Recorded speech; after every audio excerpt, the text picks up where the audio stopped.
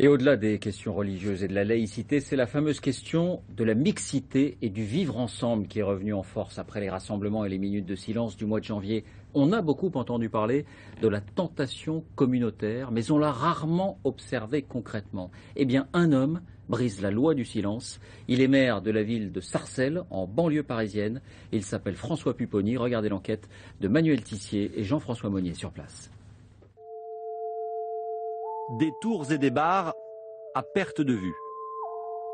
C'est le grand ensemble de Sarcelles et ses 12 000 logements. 40 000 habitants issus de 40 nationalités. Ici, les centres communautaires juifs côtoient les commerces halal et les églises orthodoxes ou chaldéennes, celles des chrétiens d'Orient. La journée, oui, ça se mélange. Lui, il est chrétien, elle est musulmane et le monsieur, il est juif. Et ils sont à côté, ils vivent ensemble. François Pupponi est le maire de Sarcelles depuis 18 ans. Un élu qui a vu ses quartiers s'organiser autour de l'origine de leurs habitants.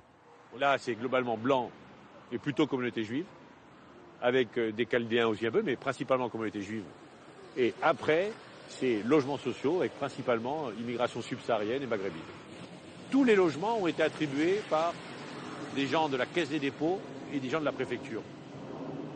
Donc, ça a bien été voulu par des institutions d'État. Et quand Manuel Valls parle de politique d'apartheid, il a raison. Sarcelles en est l'exemple. Et on dit maintenant à ces gens qu'on a ghettoisés, parqués, ah mais vous vous rendez compte, vous mettez en danger la République parce que vous vivez dans votre communauté. Dans quel pays sommes-nous? François Pupponi a 2 ans quand il s'installe avec ses parents fonctionnaires dans le bas du Grand Ensemble. Un quartier en pleine rénovation aujourd'hui. Tout ça c'est neuf. Ça c'est les logements qui vont être livrés dans les jours qui viennent. Mais en 1964, bonjour madame. Ses voisins sont avocats, généraux ou enseignants. Mais il y avait une vraie mixité et sociale et d'origine. Et puis petit à petit, le général est parti, l'avocat est parti, et ils ont été remplacés par des gens en grande difficulté, issus d'immigration. Le ghetto, selon François Pupponi, c'est le bas du quartier des Lochères. 100% de logements sociaux. C'est là qu'habite Wilfried Melitzer, depuis sa naissance, il y a 30 ans. Comme dans tous les immeubles du secteur, les habitants de sa tour sont issus de l'immigration. Du Congo, Mali, Sénégal, Guadeloupe, Côte d'Ivoire, Algérie, Maroc. Ça crée des problèmes sociaux. Ça crée des problèmes qui ne sont pas réglés. C'est un peu de l'abandon. C'est de l'abandon. C'est vas-y, on met les gens là et vas-y, débrouillez-vous quoi. Arrivée de Guadeloupe dans les années 60, Lise Melitzer et son mari ont élevé ici leurs 3 enfants et vu partir beaucoup de leurs voisins. Les Blancs qui sont nés en France, vraiment blancs, il n'y a pas beaucoup dans l'immeuble. C'est toujours des étrangers qu'il y a dans l'immeuble. Aucune statistique ethnique ne confirme ce changement de population. Elles sont interdites. Mais il reste quelques résidents pour confirmer que la ville s'est transformée. Non, voilà. On est bien, nous. On est nés ici.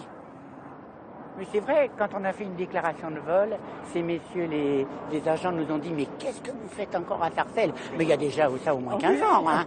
Qu'est-ce que vous faites à Sarcelles? Mais si tu plaît pas, c'est l'habitude, on est très bien. Non. Mais il y a mieux, il y a mieux. Ne cherchez pas un charcutier, vous n'en trouverez pas. Enfin, il n'y a plus rien qui nous ressemble. On fait avec. Ici, les communautés vivent côte à côte, et plutôt bien. Dans ce quartier des Lochères, l'église n'est séparée que par une rue et un bâtiment de la mosquée. Sarcelles, à 15 km de Paris. Cité multiconfessionnelle et cosmopolite, qui se presse dans les allées du marché, réputée dans toute la région. Ces visages sont-ils ceux d'un ghetto ethnique? Y a-t-il menace pour la République? Pas pour Nabil Koskossi. Ce militant associatif est né dans la sous-préfecture du Val d'Oise il y a 39 ans, de parents marocains et tunisiens. Et il y vit toujours. Là, j'ai des voisins ici qui sont français d'origine indienne, de Pondichéry. Là, j'ai ma voisine ici qui est guyanaise. Là, ici, j'ai des Français d'origine irakienne, c'est des réfugiés d'Irak. Voilà, c'est tout ça, c'est dans la même cage d'escalier. Et on vit tous ensemble et il n'y a aucun souci. Il y a bien un apartheid social, selon lui. Mais l'idée d'un repeuplement des quartiers par des habitants plus riches, suggérée par Manuel Valls, le fait bondir. c'est un aveu d'échec extraordinaire. Alors que moi, je pense qu'on peut faire en sorte que ces jeunes-là, ces habitants-là deviennent eux les classes moyennes de demain. Voilà. En parlant comme ça, en disant ça, c'est hyper grave. C'est hyper grave, c'est-à-dire que eux, c'est foutu, on peut rien faire. Il faut faire venir des gens d'ailleurs. Ben ça, c'est scandaleux. Monsieur Daff est un exemple de cette classe moyenne. Dans une ville où un quart des habitants n'a pas de travail, ce franco-sénégalais de 61 ans a ouvert sa laverie il y a 6 ans. Vous diriez que vous faites partie de cette classe moyenne qu'on veut... Je m'en sors bien. Ouais. J'arrive vraiment à joindre les deux bouts de moi. 8 000 € de chiffre d'affaires par mois. Amadou Daff vit ici depuis 32 ans avec ses 4 enfants et c'est ici qu'il veut grandir. Vous n'avez pas envie de partir, vous faire des lavomatiques à Paris Non, moi j'ai envie de rester, d'ouvrir d'autres lavomatiques à Sarcelles. Je connais bien la ville, je me plais bien, j'ai une très bonne relation avec mes voisins, mes clients, les Sarcellois. Que ce soit à la mosquée, si je vais, que ce soit à l'église, si je passe, que ce soit devant la synagogue, voilà, je m'entends. Depuis 30 ans, les paysages des quartiers populaires ont changé. Des milliards d'euros pour des centaines de bâtiments neufs.